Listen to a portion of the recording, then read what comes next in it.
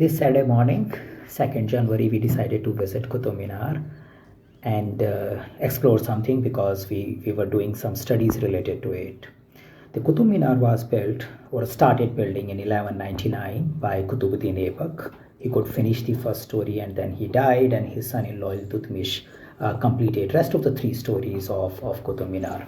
Later on, there was a lightning strike, and Firoz Shah repaired that particular part of the strike and added one more story and gave the final 5 story to the Qutub Minar. There was some repair was also done by the Sikandar Lodi, which is not clearly visible on this particular Qutub Minar, but people can say that initial 4 stories are made of red stone and the 5th one is made of the marble work, which can clearly see the impact of architectural change which happened during that time when the Firoz Shah repaired it. The architecture, the scripts, the beauty which you see on the Qutub Minar is purely Islamic. You can hardly see any Hindu influence on it. That is what I believe. And this particular Minar has 379 stairs. Nowadays it is closed. We can't take and go up. But when it was open, there were 379 stairs, which can help us to go to 72.5 meter tower. This is the largest stone tower in India, which is still standing.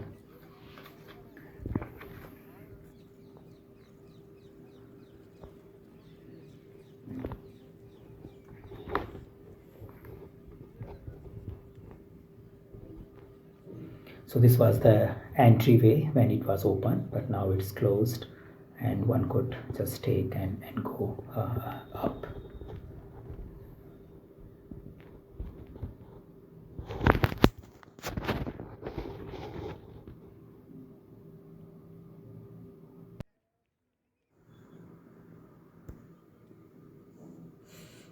This is a Quatul Islam mosque. We will explore this particular mosque in detail as we enter through the entrance. So the whole complex houses around 700 years of history, and we are watching it after around 850 or 900 years.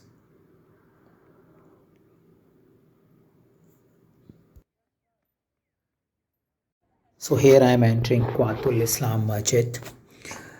It's interesting to observe that this mosque was built before Qutub Minar.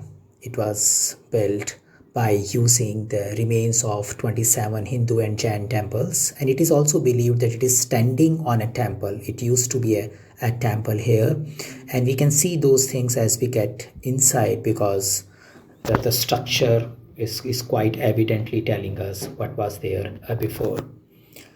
So it's an entrance, which is an entrance of a mosque. But once we enter here, the pillars, if I just see this part of the structure, it may feel like a temple, and then there is a kind of a gummad which is added as a mosque architecture. So the roof looks like the roof has been removed, the temple roof has been removed, and the structure has been imposed to make it a mosque. If you just see like this, if one just observe the pillars, you may get confused that I'm visiting some particular temple, because all the architecture may look very familiar to the temple style of architecture. Again, I did some studies that there is a variety in this particular temple architectures as well, which is showing that these remains are coming from different sites. They are not just belong from one particular temple.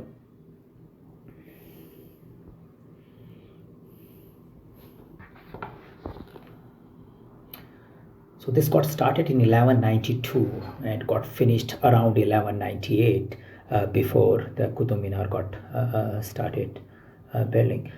You can see that the big structure, you see the gate kind of thing, this is, they call it screen. This was also made by Qutubuddin Aibak during his era.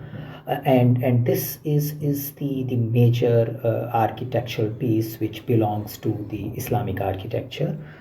You can see the scripting. There are no faces or animals on this particular screen. And this is the courtyard where the prayers and other things used to happen, and the right side later on the Qutub Minar was built. There is another interesting attraction, which is an iron pillar. Nobody knows like from where it came and what is the origin, but it has some script which is praising Chandragupta, which is around 350 year time zone. So this must be like 1500 plus year old pillar. Some of the Hindu ruler got it and he established it somewhere here. Now this mosque got extended by Iltutmish, and then he added another screen and few details to it. The screen is no more, like it could not survive. Uh, and later on, this particular mosque got extended by Khilji. So the Khilji added significant amount of structure to it, but nothing is in place right now. He added four gates to it, two towards the eastern side, one towards south and north. One of them is still in existence, which is called Alai Darwaja. You can also see a tower which Khilji wanted to build, which is like a competing tower like Qutub Minar, but he just got started, and after that he died and he could not make much progress on building that particular tower.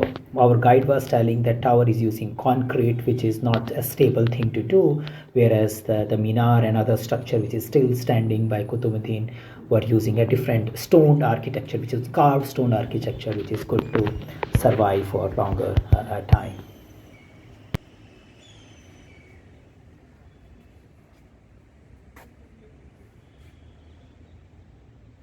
I'm entering or looking at Iltutmish grave.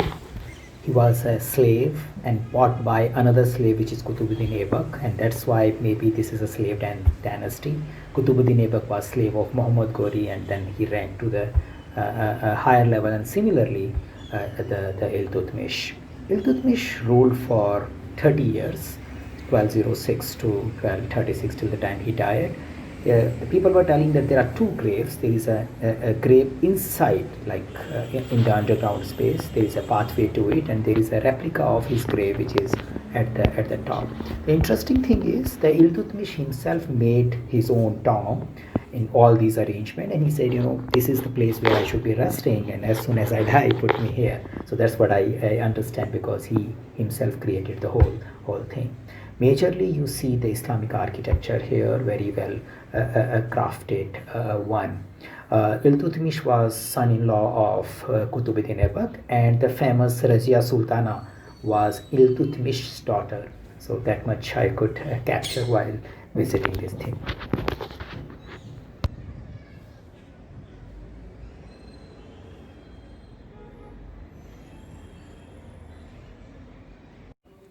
We saw that Alauddin Khilji also contributed to this complex or this area, and he extended the mosques.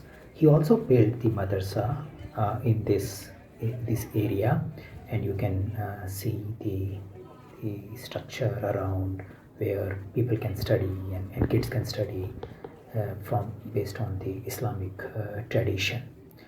So this was the part which was having some remainings of that particular madrasa.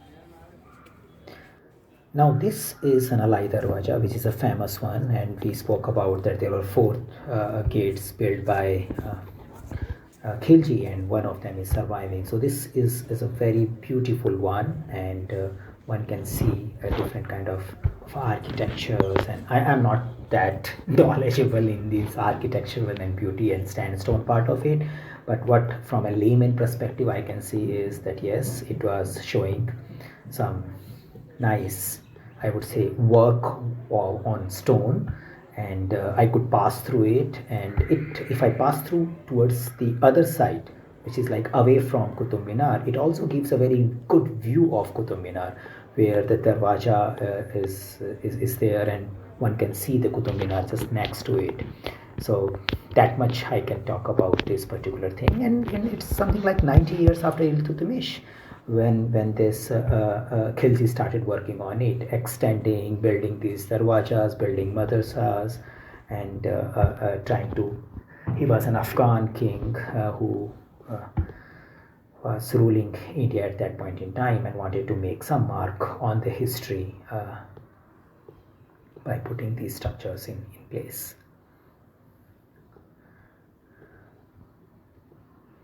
A beautiful Alai Darwaja.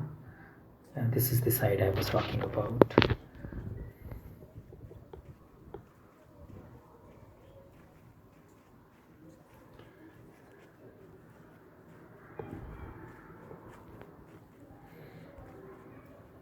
Now one can take around, see the beauty. Some part of the darwaja is not in a good shape, like the work is kind of fallen apart, because it's, again, it must be around 700-year-old thing by now, plus.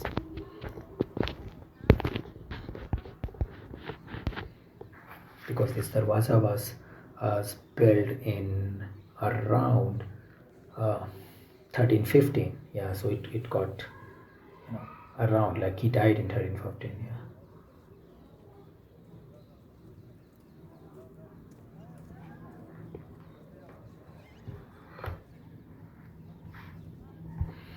Now, I wanted to see a tomb or a grave of Khilji, and even when I studied after this visit, there is no confirmation that this area is a tomb of Khilji. But yes, there is a display. It is near to the madrasa, and it is in the same complex, and it might be a tomb of the Khilji. But as of now, from based on what I know about architectural details, this is the tomb of Khilji.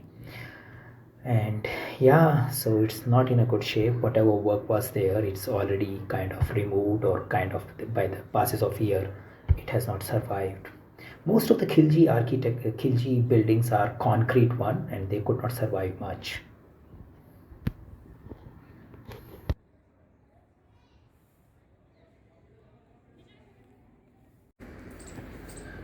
I wanted to see the Qiyasuddin Balban's remains as well, because he was kind of an important figure in the Slave Dynasty, and he was kind of the final figure in the Slave Dynasty, who was an advisor of the last Nasruddin, who was the king, the son of Iltutmish, and later on, after 20 years of consulting, he became the king for another 20 years. So technically, he kind of indirectly ruled for 20 years, and finally for another 20 years. This area is not in the Qutub complex, and one has to go through quite a little extra effort you need to do towards the Mehroli complex.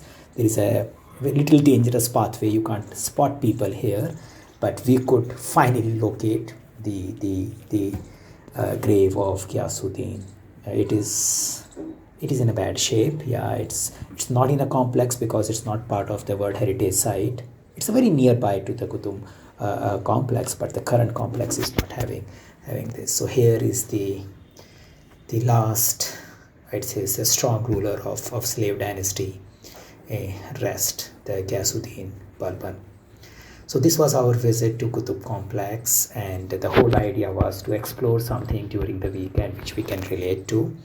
And the purpose of making this video is just sharing what we have learned during our visit.